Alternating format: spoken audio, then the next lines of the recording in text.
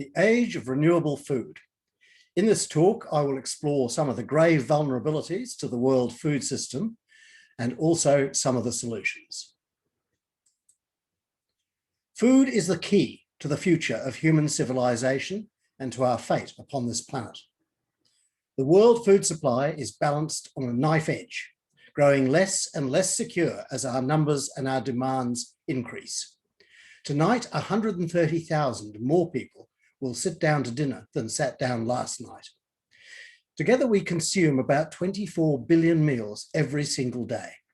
By the mid-century, that's going to be 30 billion meals. Yet, almost everything that we need to produce those meals is running out. By the mid-century, they will be in critically short supply. The world is facing a water crisis. Food already uses 2/3 of the available fresh water. Yet around the planet, rivers, lakes, and wetlands are drying up. Glaciers and groundwater are vanishing. Demand for water from the swollen megacities will double by the 2050s, and demand from the mining and energy sector will triple. Under present management, there is not enough fresh water on Earth to supply all of these needs and to grow our food. As a result, water supplies to irrigation agriculture could halve at the very time farmers are being asked to double their production.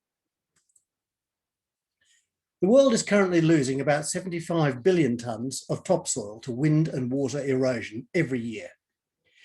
That means that 10 kilos of soil is lost for every meal that you and I eat. We've already lost 1/3 of our soils, according to Sheffield University.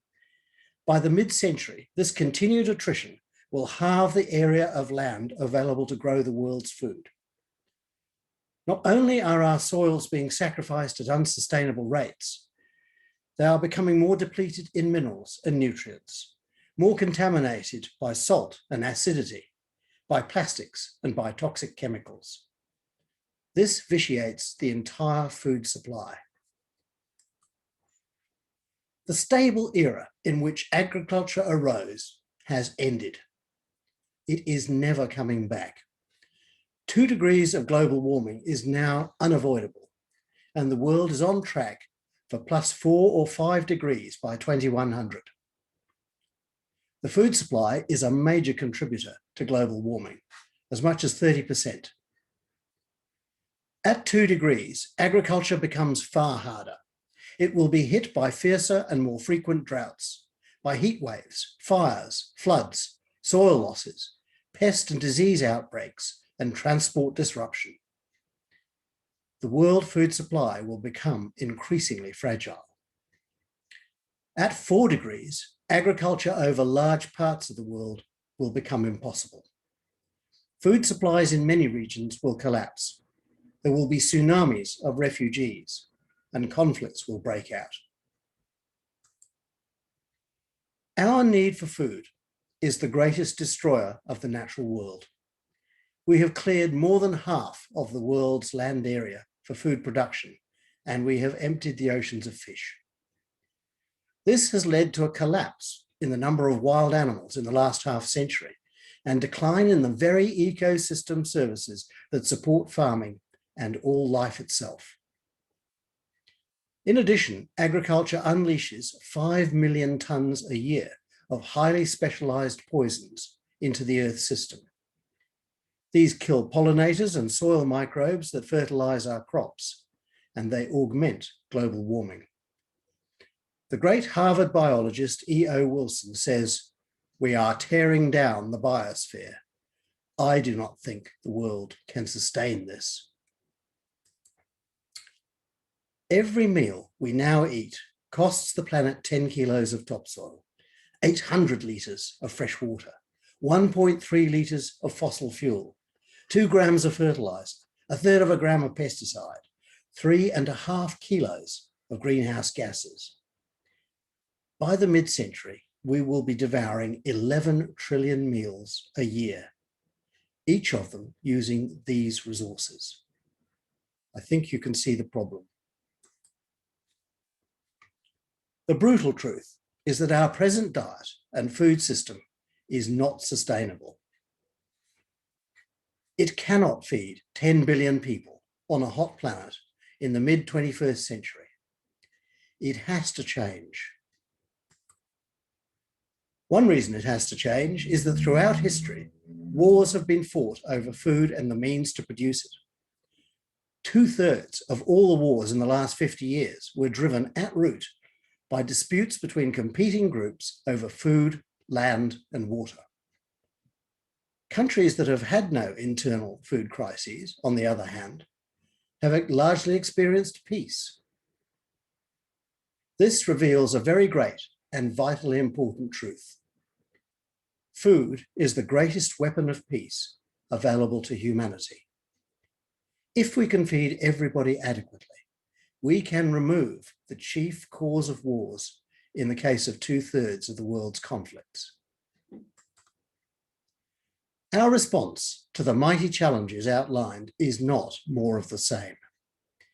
It is to introduce an entirely new world diet and system of food production that reuses all of the resources our present one wastes, and which is climate-proof. This is the renewable food revolution. It has 3 pillars: regenerative farming, urban food production, and deep ocean aquaculture. First, regenerative agriculture is a goal already being pursued by tens of thousands of innovative farmers worldwide. Regen is a system of farming that increases farm biodiversity, enriches soils, improves water management, and enhances ecosystem performance. It locks up more carbon. It uses fewer farm chemicals and fertilizers. It integrates plants and livestock better, and it produces fresh food that is healthier and safer for the consumer. In a world in which 2/3 of people now die from a diet-related disease, this is vital. What the regen revolution most needs to take hold globally is support from consumers like you or I, from scientists, and from investors. By 2050, the world's cities will hold nearly 7 billion of its citizens.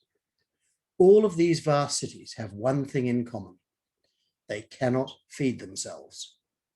They are gravely at risk of any disruption to the world food supply, whether due to climate, resource scarcity, conflict, or pandemic disease.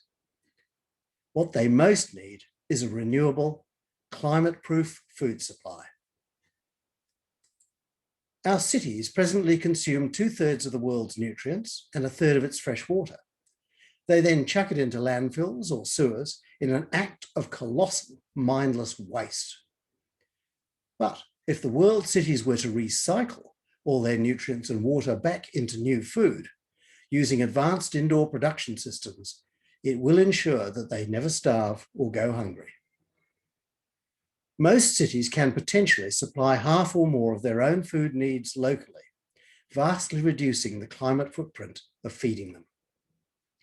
Thousands of enterprises worldwide are now exploring the use of hydroponics, aquaponics, agritecture, sky farms, micro farms, floating farms, desert farms, biocultures of plant and animal cells, food printers, and other advanced technologies to create a renewable, climate-proof food system that uses less than 1/10 of the land and water now required for agriculture. The world fish catch peaked in 1994 and has been declining ever since. The wild harvest of the oceans cannot meet the growing demand for food of humanity, and frequent conflicts are now breaking out. The answer, as on land, is to build a mighty new industry farming water plants, fish, and sea creatures in the deep oceans. Aquaculture is already the fastest growing food industry on Earth, but it is constrained by environmental, physical, and health limits. The potential for deep ocean aquaculture is vast. If well managed, it can be totally sustainable and climate-proof. It can potentially supply 1/3 of the world's food. The world diet presently consists of about 300 different plants, yet there are more than 30,000 edible plants on planet Earth. We are ignoring 99% of the bounty of our planet, a treasure trove of nutritious, delicious, and healthy new foods to enrich our diet and our cuisine. All of these are capable of being produced renewably on farms, in cities, or on the oceans. They offer a world diet far more diverse, nutritious, balanced, tasty, and healthy. The opportunities for new industries, new livelihoods, new enterprises, better health and fresh growth from such a revolution are limited only by our imaginations. So how do we implement the 3 pillars of a renewable world food supply? First, we must realize that we presently spend about $70 billion a year developing new foods and $1.8 trillion on new weapons. We humans are therefore a creature that devotes 25 times more effort to killing ourselves than we do to feeding ourselves. If we were to invest just 20%, 1/5 of the world military budget in peace through food, we will not only feed everybody at all times, we will lead much healthier lives, repair our damaged planet, and suffer far fewer wars. In the end, human survival can only be assured by food, not war. A renewable food supply balanced between regenerative agriculture, urban food, and ocean food will not only help us to secure the future of our civilization and our species, it will also enable us to set up half of our presently farmed lands for the restoration of forests, grasslands, wetlands, and their wildlife. This will help immeasurably to end the 6th extinction. I here call for the creation of a Stewards of the Earth program, run mainly by farmers and indigenous people, to restore the planet. It can be funded from the weapons budget as a major world peace initiative. The vision of renewable food for all, described here, is practical, technically feasible, and totally affordable. Like the renewable energy revolution, it promises greater prosperity, well-being, health, and security for all citizens of Earth. A secure food supply is, if anything, of greater importance and urgency even than renewable energy. It will help to limit all 10 of the catastrophic threats now facing humanity and described at this conference. Renewable food is the cornerstone of our civilization's future. It is the key to our fate upon this planet. Thank you.